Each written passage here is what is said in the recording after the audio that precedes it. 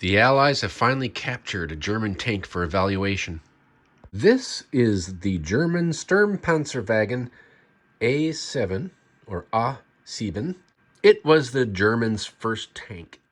The Sturmpanzerwagen was armed with a 57mm gun, had 6 machine guns and a crew of 18. It was 24.5 feet long, 10.2 feet wide, and believe it or not, 11 feet high. It was powered by 2 100 horsepower petrol engines and had a range of 40 kilometers or 24.8 miles.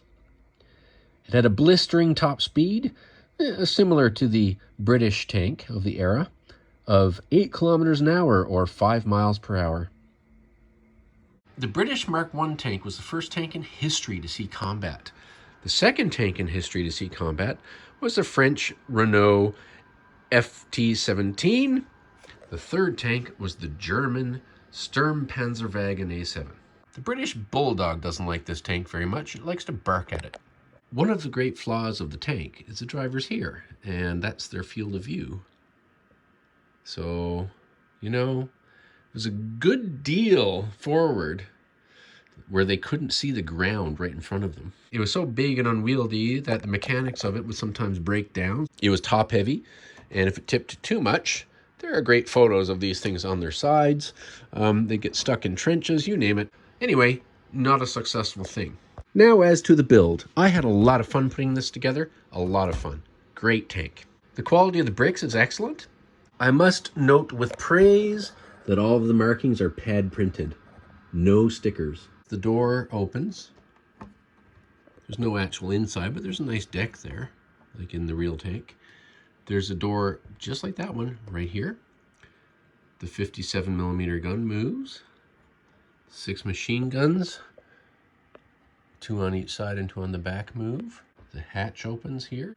And the little armored hatches to protect the drivers, they also open. A couple of weird issues. In the book, which is, you know, well laid out and easy to follow, when I got to this page, this 3x5 piece, supposed to be black. Well, there were no black ones left I could find anywhere, so I opened all the bags, and sure enough, none. Number of pages later, it calls for another black one. Well, none. Turns out the whole kit was loaded with pieces like this that were all gray. Now, it doesn't matter. It's all in the interior. You can't see it from the exterior anyway. But as you can imagine, there was some head scratching, held me up. There are no black pieces like that. So if you get one of these, just be aware of this. When you come to this piece, if it's gray, you only find gray ones, great, carry on.